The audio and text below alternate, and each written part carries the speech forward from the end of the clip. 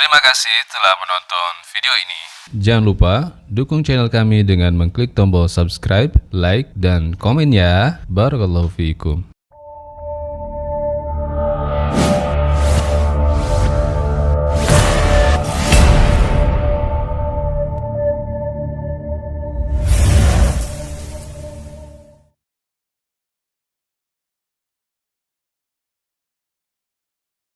Bismillahirrahmanirrahim. Hari ini kita bahas tentang wabah. Seperti tadi yang udah disebutkan sama Ustadz Budi di video, ada sebuah wabah yang pernah terjadi di zaman sahabat Nabi. Di zaman siapa? Amirul Mukminin Siapa? Umar bin Khattab. Umar bin Khattab radhiyallahu anhu.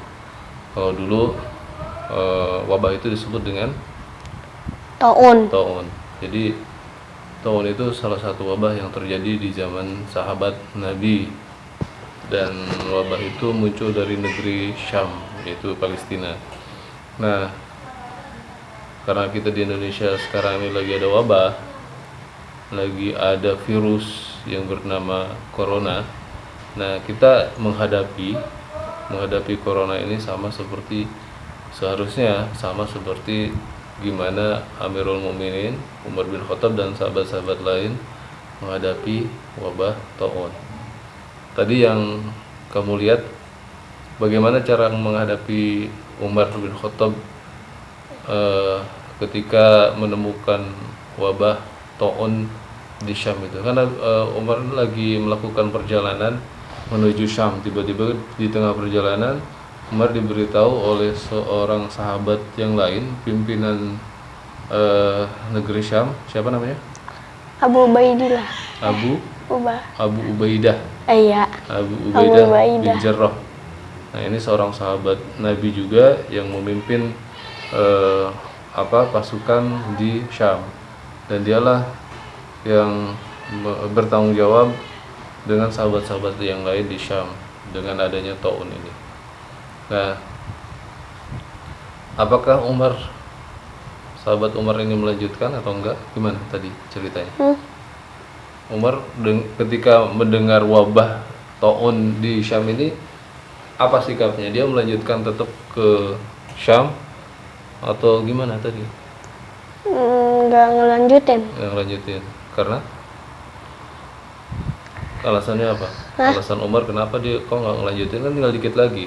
Udah gitu kan Abu Ubaidah pengen banget Umar itu masuk ke negerinya gitu. Kenapa Umar balik? Karena ada wabah. Karena ada wabah, dan itu termasuk salah satu masukan dari sahabat yang lain. Setelah Umar bin Khattab melakukan musyawarah, jadi ini ciri khas kaum muslimin yang diajarkan oleh Rasulullah. Ketika ada sebuah masalah yang berkaitan dengan kaum muslimin, maka harusnya melakukan apa? Musyawarah itu tukar pendapat atau membahas satu hal yang berkaitan dengan umat, yang berkaitan dengan masyarakat, dan bagaimana pemecahannya. Itu musyawarah namanya. Dan Umar ketika itu mengumpulkan kaum muhajirin, mengumpulkan kaum Ansor, bahkan mengumpulkan sahabat-sahabat yang lain yang ikut Fathu Mekah. Tahu Fathu Mekah apa? Sahabat-sahabat yang membebaskan Mekah. Nah, kemudian banyak pendapat-pendapat yang muncul, dan akhirnya pendapat yang diambil adalah pendapat dari Abdurrahman bin Auf, yaitu untuk kembali ke Madinah. Nah, setelah ada perdebatan antara Umar dan Abu Ubaidah, Umar akhirnya tetap pergi atau kembali ke Madinah. Singkat cerita, Abu Ubaidah tetap berada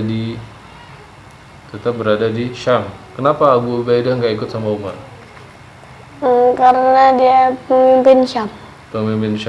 Kan bisa aja walaupun pemimpin Syam, dia ikut dengan Umar, aku ikut aja gitu, menyelamatkan diri, biarkan kaumku terkena dampak, tapi yang penting aku selamat. Kenapa nggak begitu Abu Ubaidah? Kenapa? Karena Eh, ada sabda Rasulullah SAW, barang siapa yang terkena virus di negeri itu, maka janganlah pergi dari negeri tersebut yang kena virus, dan barang siapa dan apabila negeri itu terkena virus atau terkena wabah, maka jangan masuk ke negeri itu. Contoh misalkan, kalau di Syam itu terkena dampak virus, di Palestina misalnya, orang Palestina nggak boleh keluar. Orang Palestina nggak boleh keluar, dan orang luar Syam nggak boleh masuk ke Palestina. Palestina, nggak boleh masuk ke Syam. Kenapa? Supaya tidak terlalu menyebar luas. Nah, inilah sistem yang diajarkan oleh Rasulullah ketika ada virus. Makanya sekarang ada libur sekolah, kemudian pemberhentian penerbangan ke luar negeri, bahkan ke daerah-daerah. Supaya apa? Supaya virus yang sekarang menyebar itu bisa diminimalisir dan nggak menyebar kemana-mana. Dan terakhir yang dilakukan oleh sahabat yang menggantikan Abu Ubaidah. Jadi Abu Ubaidah ini pada akhirnya meninggal karena wabah taun itu, dan beliau meninggal sebagai kesatria yang membersamai rakyatnya. Dan Umar bin Khattab ketika melihat sikap Abu Ubaidah bin Jarrah yang meninggal dengan tahun ini sangat terharu, bahkan menangis ketika melihat surat yang terakhir memutuskan, ketika Abu Ubaidah memutuskan untuk meninggal bersama rakyat, hidup bersama rakyat dan mati bersama rakyat. Ini satu sikap atau satu sifat yang kesatria yang harus dicontoh.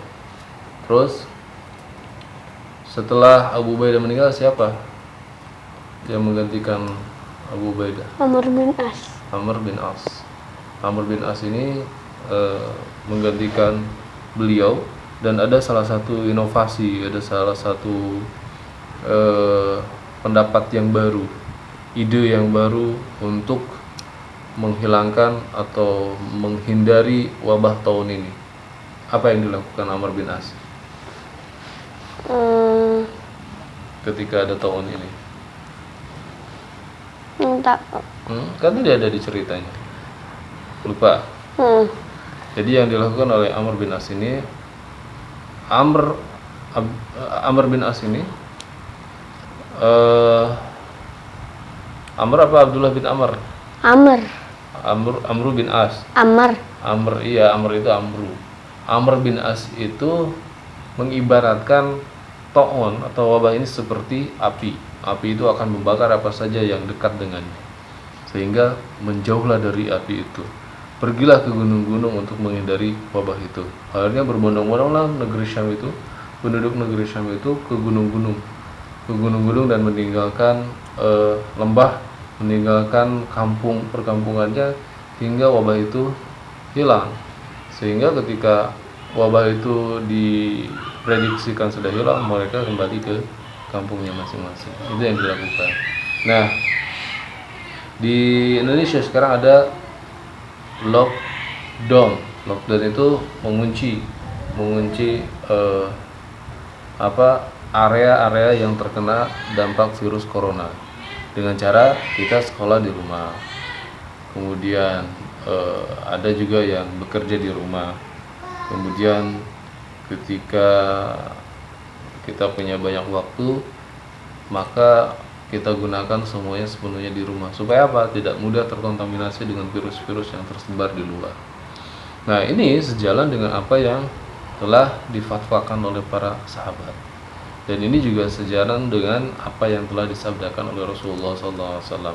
Jadi ada karantina. Jadi kalau ada orang yang baru pulang dari luar negeri, maka selama 2 minggu dia tidak boleh kemana-mana, dia dikarantina di suatu tempat, dipastikan bahwa dia aman dari virus itu. Nah, inilah langkah-langkah yang memang dianjurkan oleh para sahabat Nabi SAW dengan ijtihad mereka, dan gak diragukan lagi dong kalau misalkan ada pendapat atau ada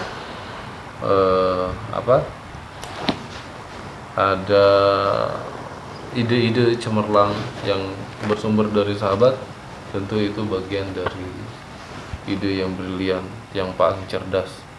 Dan sebagian ulama mengatakan bahwa ketika para sahabat sudah berijma, bersepakat, maka itu bagian dari wahyu.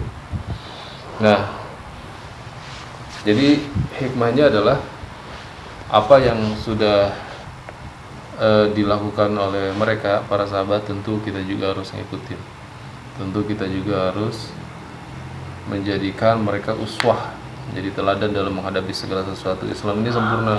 Dalam menghadapi wabah pun sudah diajarkan bagaimana harusnya kita bersikap. Paham? Apalagi? Ada yang mau nambahin? Hah? Nggak ada? Enggak.